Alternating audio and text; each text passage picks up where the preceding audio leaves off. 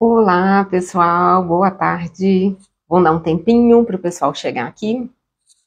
E conforme eu falei nos stories, conforme eu coloquei depois lá no feed também, essa é uma live para a gente tirar algumas dúvidas dos pacientes a respeito de cirurgia de adenoide. O que aconteceu? Segunda-feira eu postei que eu fui fazer a minha primeira cirurgia do ano, né, gente, voltando de férias, e a cirurgia era essa, de adenoide.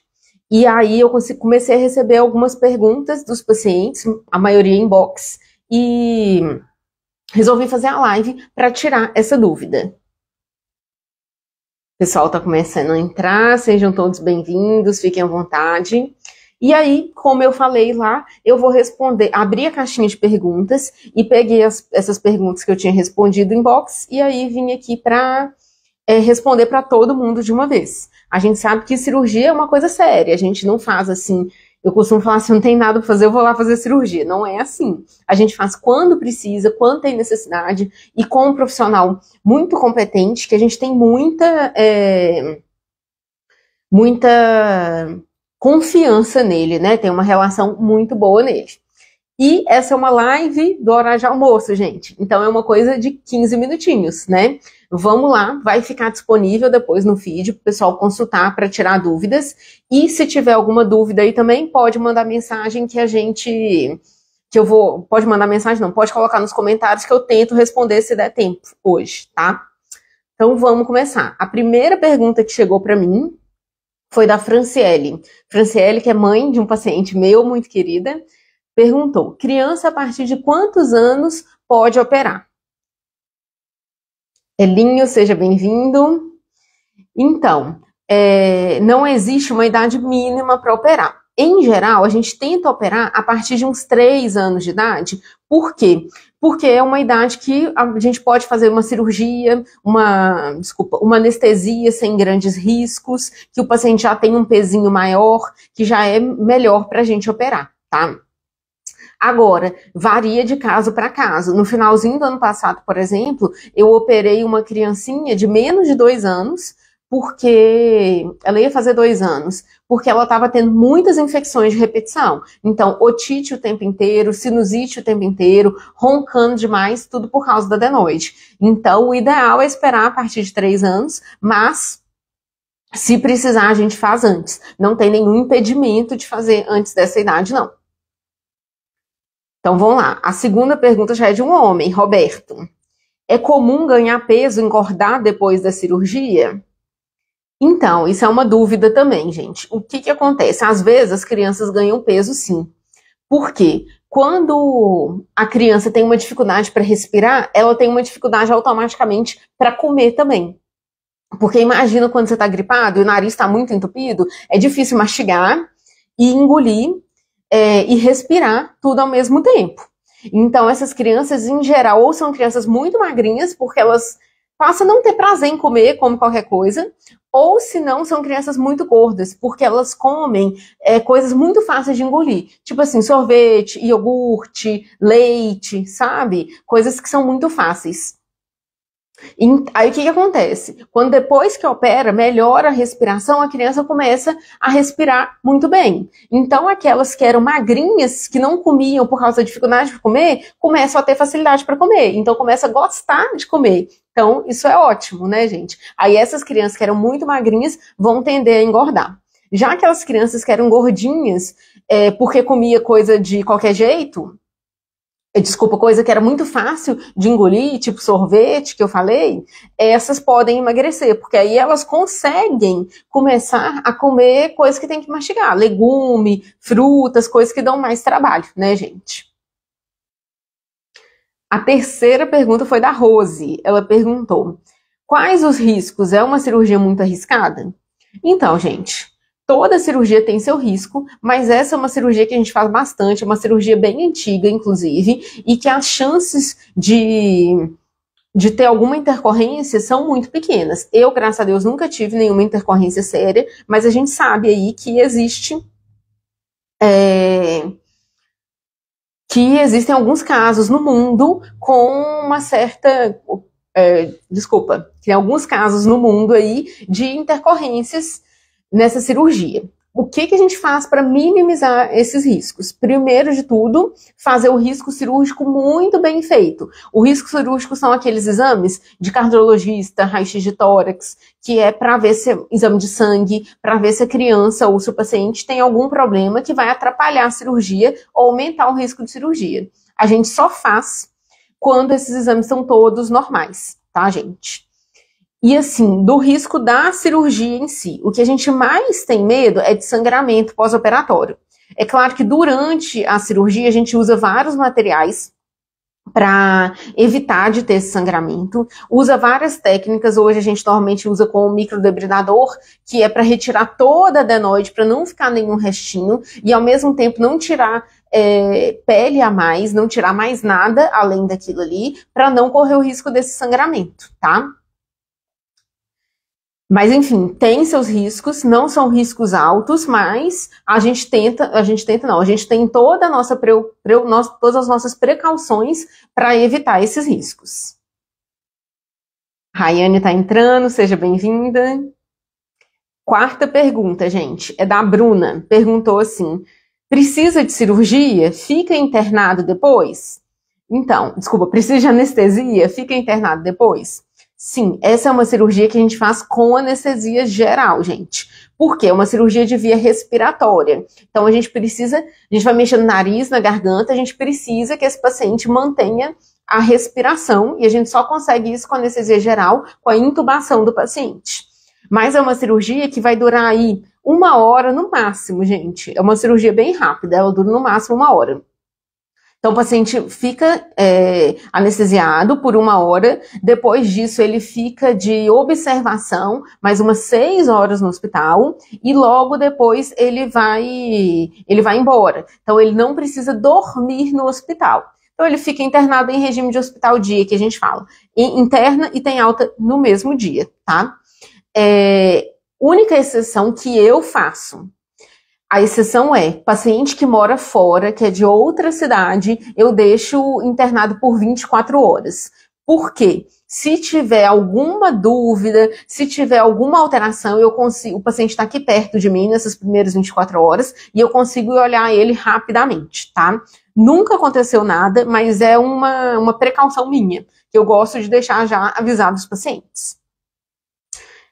Se o paciente, por exemplo, for de fora, mas tem aonde ficar aqui em Juiz de Fora, ou parente, ou prefere ficar num hotel, não tem problema não. Ele tem alta do hospital, vai pro hotel, vai pra casa do parente, e depois, no dia seguinte, quando der 24 horas da cirurgia, que ele vai pra casa, vai pra cidade dele, tá bom? Então, essa foi a quarta pergunta da Bruna. A quinta pergunta foi a Luana que mandou, mais mãe perguntando, né, gente? O pessoal tá entrando agora. Sejam bem-vindos, pessoal. Então, Luana, o pós-operatório dói muito? Então, gente, não é uma cirurgia dolorosa, não, sabe? Quando a gente faz cirurgia de amígdala, é uma cirurgia bem dolorosa, que dói bastante no pós-operatório, tá? Agora, para engolir, tanto comida quanto saliva normal mesmo, sabe? Agora, quando é só adenoide, quando não tem amígdala junto, tem um pouco de dor de garganta, mas não é nenhum absurdo, não. Os pacientes normalmente conseguem comer tranquilamente, sabe? Reclamam de um pouco de dor nos primeiros 3 dias, por aí. Depois disso, normal. A criança, então, que a grande maioria dos pacientes são criança, no 5º dia está como se nada tivesse acontecido, né?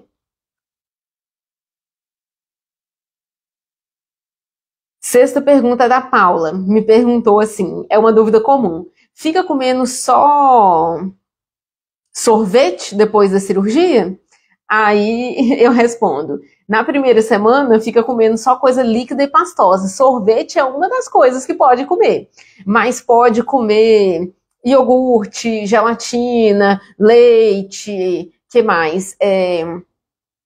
Mesmo arroz, feijão, macarrão muito bem cozido, sopa tudo bem cozidinho, com frango desfiado, carne moída, isso tudo pode comer, tá, gente? Não é só sorvete, não. Acho que o pessoal relaciona muito com com cirurgia de siso, né? Cirurgia de dente, que realmente fica comendo só coisa, só sorvete. Sétima pergunta foi a Adriana que mandou. A adenoide volta depois da cirurgia? É uma dúvida bem comum também, sabe, gente? A adenoide pode voltar depois da cirurgia, alguns anos depois da cirurgia. Hoje, esses casos de recidiva são bem menores, porque a técnica cirúrgica melhorou bastante. E hoje a gente usa um microdebridador em toda a cirurgia, e a gente faz cirurgia por vídeo. Antigamente, a gente fazia só palpando, só com a mão. Hoje a gente consegue fazer com o vídeo, então a gente consegue ver, visualizar bem e não deixar nenhum restinho. E esse microdebridador, inclusive, ele consegue ir nos menores cantinhos ali da garganta e tirar a adenoide toda. Então, assim, risco tem, mas hoje esse risco de voltar, de ter recidiva de adenoide é muito pequeno, tá? E esse risco é maior quando a gente faz em criança muito pequenininha, menos de 3, 5 anos, sabe? Depois dessa idade é difícil a adenoide voltar, porque a adenoide é um tecido que ele tem essa característica. Ela cresce, cresce, cresce até 3, 5 anos, depois de 5, 7 anos ele começa a diminuir naturalmente. Inclusive, às vezes adulto tem uma coisinha lá de adenoide ou não tem nada de adenoide, porque depois de 5 anos ela já tende a evoluir. Então, por isso que é difícil criança que opera depois de 5 anos voltar adenoide, tá?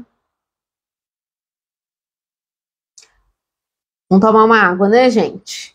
Tem mania de falar rápido. Vamos tomar uma água para acalmar aqui.